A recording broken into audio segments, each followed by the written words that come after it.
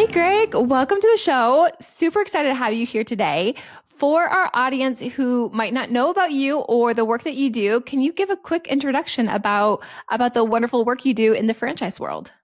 Thank you, Valerie. It's a pleasure being here today. What I do for folks is I help ambitious entrepreneurs and investors find a great franchise fit or flip their business into one. I work with over 500 different franchises, and there's no charge for my service. That's incredible. I already have so many questions. First of all, tell me how you got into franchises. That'll have to go back into the Wayback Machine for that one. Back when I was 16, we all got jobs at some point in time usually, and it usually was fast food. Mine just happened to be Taco Bell at the time. Nice. I ended up working for a master franchisor apparently because I didn't know anything about franchising at the time, but she owned about 50 restaurants, Taco Bells throughout the Sacramento, California, with the California area. I moved up in her world and started managing her restaurants and helping her build her teams, and found out that she was master franchisor. I had no idea what franchising was all about. So fast forward 30 years later, after being in corporate world, running restaurants for 15 years, microelectronic circuit engineer for 15 years, I said, time to get out of the corporate world. I didn't have the latest, greatest idea. I've owned a couple of businesses, private businesses with a friend of mine on the side, and some rental properties, storage units. I said, I want to do my own thing. So I went back and started looking for franchising, and I searched all around, found a great franchise consultant to help me out, got me into a great franchise, did that for a couple of years. But I really liked what that franchise consultant was doing. And I said, teach me what you do. I enjoy that. You work from home all the time, work with wonderful people all over the United States and actually all over the world. So he did that, and that was 12 years ago, and haven't looked back since. Wow. Oh, that's incredible. I think everyone I know has thought about owning a franchise at one point or another. I think that's something that so many entrepreneurs think about, buying one, turning their business into one. So you mentioned you've worked with over 500 franchises, and what comes to my mind is fast food restaurants, maybe spas. Like, I know where I get my nails done, it's a franchise. Walk me through other franchises and maybe how it's changing in this day and age. Yeah, it's interesting, Valerie. Most people, when they come to me, the first thing they say is, what we see, Valerie, when we're driving around. We see those brick and mortars all the time. It's the things that we see on the street corners. Those are all, the brick and mortar ones. You build it, they will come. General theme on that one. Generally speaking, you're probably looking at about a $300,000 investment on up. Almost any kind of industry that you can think of has got a franchise in it on that. You don't have to run it full time. It can be semi-passive. Keep your day job, keep your other business. What people don't see on a regular basis, at the other end of the spectrum, would be your service industry franchises. And that's where your clients don't necessarily know you exist until they need you. So home service is a huge one out there. Senior care, a good one on that. Tutoring, things like that. Think of Mike Rowe and Dirty Jobs on that one. There's a lot of different franchises that do things that people just don't want to do. But those are, $150,000, give or take. Small office, work from home, consulting services out there, business services, bookkeeping, payroll services. I'd say the home services, Valerie, is probably the biggest one out there that they have today. When it comes to home services, what does that look like? So you're looking at anywhere from starting out in front of the house out there, taking care of the lawn stuff, pest control, getting into the house itself, plumbing, electrical, HVAC, huge businesses on those for that one. If you need restoration services, smoke damage, water damage, fire damage, another huge service on there. Remodeling kitchens, bathrooms, on that, painting on the outside, moving up and out, insulation services, roofing services, taking care of the pet waste as well, believe it or not. Pest waste control is also a franchise out there. Oh. Yeah, and there's a couple real big players in that group that do really well. Wow. Okay, that's amazing. So if someone is thinking about owning a franchise, what are the benefits of just starting their own company versus buying a franchise, buying into one? Two great ways to look at a business. And people come to me, they ask me that, Valerie. I say compare and contrast the two, because there are good and bad points about each. So doing your own business, it's all yours. You can do whatever you want with it, but you're on your own from the start on that one. You don't have anybody that's been there, done that. They've gone through. So with a franchise, somebody else has gone through, made all those mistakes already, gone through the process, realized and figured out this is what it takes to make this industry, this business successful on that. So They've already gone through all the trials and tribulations. They've got that proven business model step by step. You follow this, your chances of success are that much greater. You have a whole team that's going to help you out, the franchise team that's going to help you grow and build that business. You also have other franchisees that you're going to talk to along the way. They're going to help you grow that business because for the most part, franchisors give you a protected territory, so the franchisees are not competing with each other. So everybody's a team player. Everybody helps you out. You do pay for it. So you do have that initial franchise fee, one-time franchise fee, and the ongoing royalties, generally between about 5 and 10%. And the franchise fee itself, one-time franchise fee, is generally give or take around $50,000, no matter what kind of franchise you get into. Now, you do it on your own, start your own business, you don't have that franchise fee, you don't have those ongoing royalties on that, and you don't have a territory that you can work in. You can work in anywhere you want, but you are doing it all yourself. So if you're more of a self-starter, more of a, I don't want anybody, looking, behind my back and watching me, like that, well, then do something on your own. And then once you built it up, come back to me and we'll turn it into a franchise. Okay. I want to dive into that later too, because I have so many questions about that. In terms of franchise opportunities at the moment, what do you think the biggest trends are, like the most popular, hottest trends you're seeing and what franchise you'd get into now, what you're recommending to your clients, and what are some that you think might be dying out and won't be relevant in a few years? Oh, great question. I like that on that. So I don't necessarily recommend any particular industry to my clients. I have a list of questions that we go through, and I send them kind of a matrix of business types on there, and I get to know them. So where have they been on there? What do they bring to the table? What is their skill set on that? And then I find out, where are you at now? What are you looking to invest time-wise? What are you looking to invest money-wise? And then where do you want to be 5 to 10 years from now? So my recommendation comes from their background of where they want to go. So we kind of work together to form franchises that will fit where they want to be 5 to 10 years from now based on their backgrounds. So my recommendations, if they ask me, I just want to make a lot of money, as long as it's legal, moral, and ethical, we stick with that.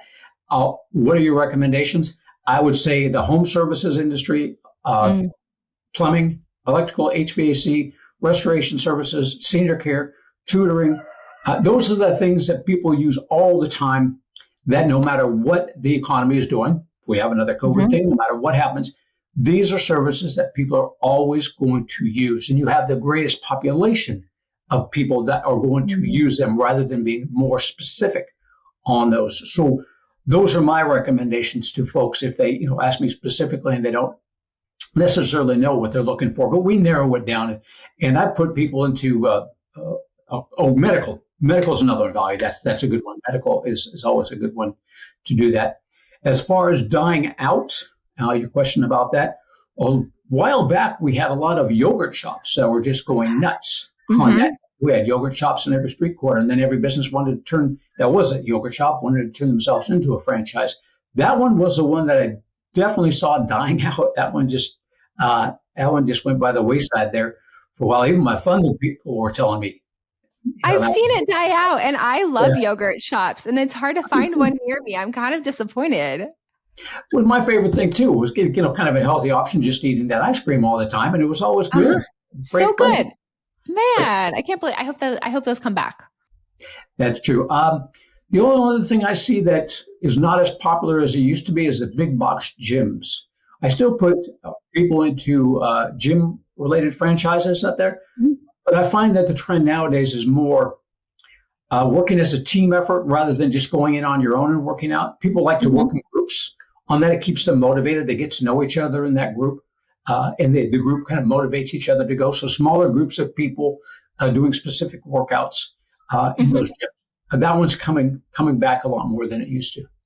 I could see that because I've done like Orange Theory and Pure Barre, which are franchises, and I really enjoy them, and I can see why they do better being a franchise because it takes a lot of effort to get different exercise moves and different music every single time. So it kind of makes sense that you would need a larger force behind you to make those so successful.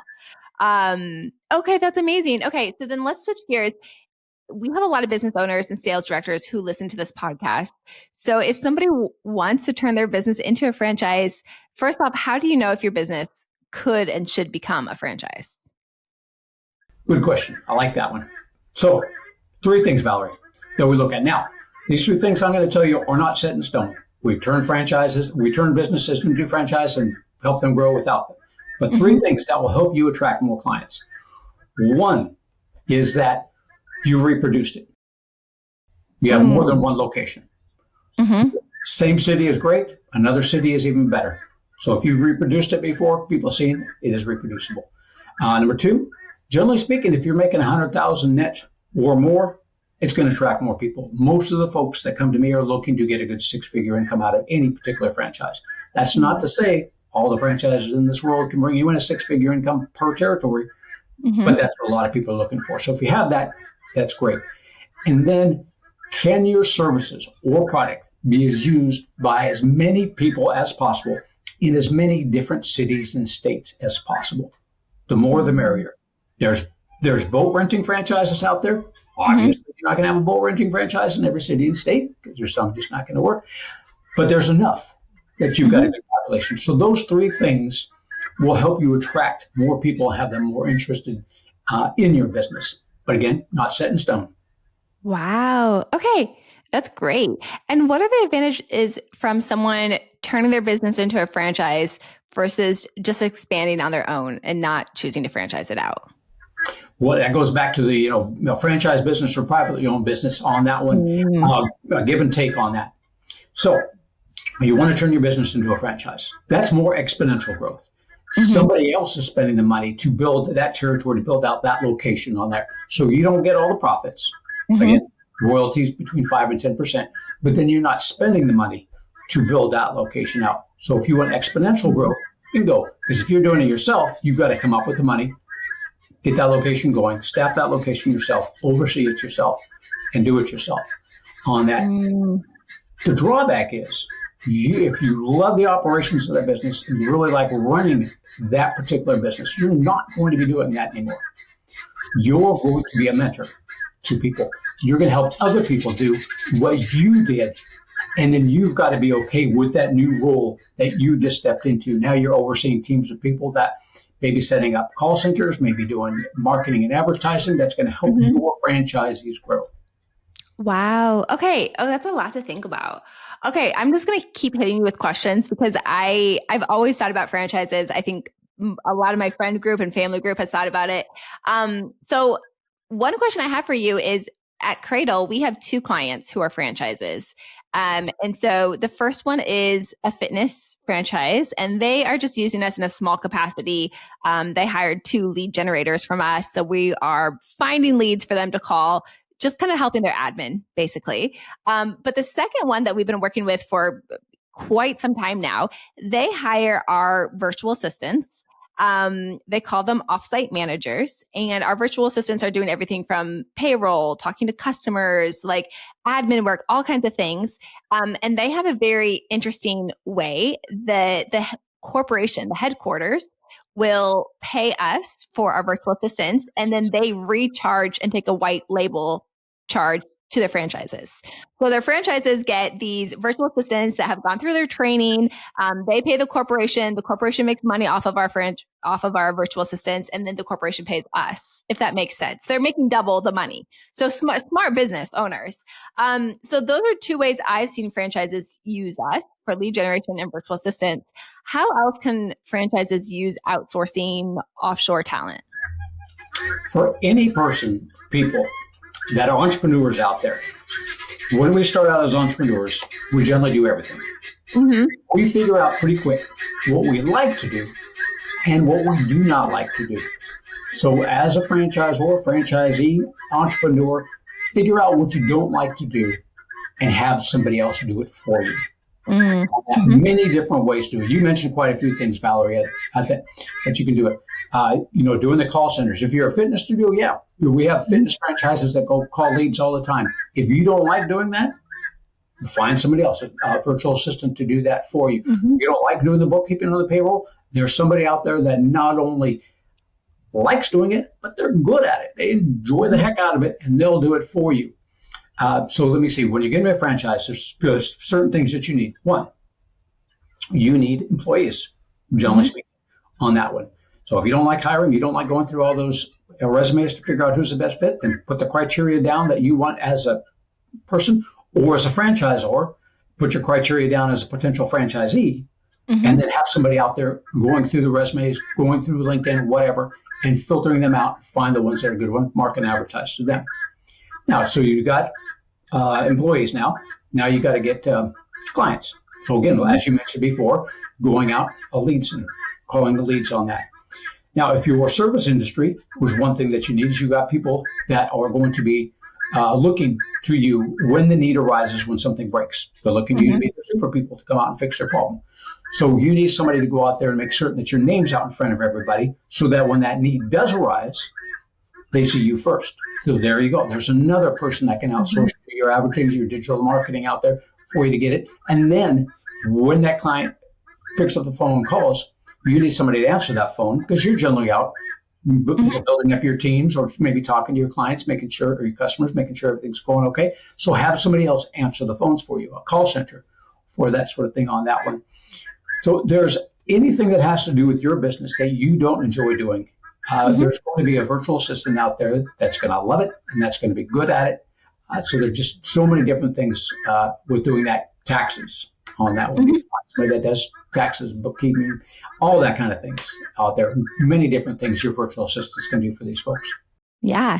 Do most franchise owners have the capacity to choose to use a VA, or are there stipulations from the corporation on who they can and cannot hire and if it can be offshore or not? I don't specifically know of any rules that say if that franchisor does not provide that service for you already, that you can't go out and do it yourself. You'll probably be just checking in with the franchisor to make sure it's okay, but I've never heard anybody say you cannot do or use people that we don't provide for you, or they make certain regulations on that. The only regulations they usually have is using their marketing and advertising and in their colors and their schemes like that. But other than that, no, there's not a whole lot of regulations that I'm aware of as far as who you can use for your services. Okay. Oh, that's great to know. And one other personal question I have for you. In the outsourcing world, there's been a lot of buzz about how fast food restaurants will start using offshore talent more. For example, when you go through the drive-through and you say you want a cheeseburger or, you want a coffee, a lot of those positions are getting now outsourced. So it could be someone in Kenya taking your order. You have no idea because you pull around to the window and you see the real person, but the person who actually took your order is somewhere overseas.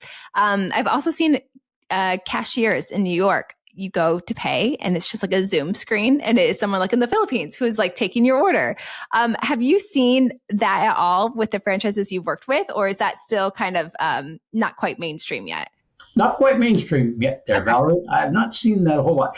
Anything that will save you money and is efficient is something good to look at. I just have not seen it yet, but that's a good use of your resources to do that. I like that. Yeah, cool. Okay, well, that's good to know. Sometimes I live like in an outsourcing bubble, so I always want to check it with like real facts to see if it's actually like happening in real life or if it's just a few restaurants that are trending with that. Well, is there anything else you want people to know about the franchise world if they're thinking about it? Any other like last pieces of advice or tips that you'd want to share with someone? Yeah, there is, Valerie. If you're thinking about getting into franchising, it's a pretty straightforward process. The biggest thing that you need to think about is why are you doing it in the first place? What's happening at this point in time in your life that you don't like the corporate world, you want to get out of it, you don't see where you're going to be in the future. Just think about what you're trying to accomplish with the franchise. Why now? What do you want to get out of it? And then if you're worried about funding a franchise is pretty simple. I've got people that do that for you. You can use your money. You can use other people's money, 401k rollover. That's what I did to start mine. If you don't want to go into debt, SBA loans, pretty easy to do. As long as you've got decent credit, funding a franchise is pretty simple. That is awesome to know. And you said most franchises are around, is it 300,000 that you mentioned earlier? So if you're going to get into a brick and mortar, Valerie, then those ones are the ones that are going to be $300,000 on that because you've got that build out to do. You've got that prime real estate location on there. Service industry franchises are around $150,000, give or take on that. A little bit less than that if you work from home and don't need an office. A little bit more than that if you need some equipment. Wow. Okay. That's so doable. Amazing. Okay. Well, we always end our show with a question. which is, have you ever, just to tie it all back to Africa, because that's what we're all about, have you ever been to an African country before? Yes, we went to South Africa. What's Cool. that city? What's that big city in South Africa? Either Cape Town or Johannesburg, I bet. Cape Town. We went Okay. to Cape Town. So we went to Love Cape Cape Town. Town. We went to the very tip and saw the penguins Yes. on that. Uh-huh. And then after we did that little tour on that, we went up to Johannesburg and we went on a safari. So cool. How was it? Did you go with your family?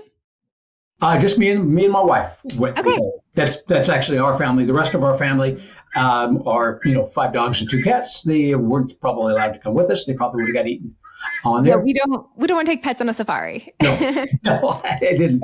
But it was absolutely fantastic. All the people were just really wonderful. Great food out there on safari, and it was just going out there and being in that car or that vehicle and having those lions and all those other big critters right just down the road. You're just like, I don't know why I'm not getting eaten.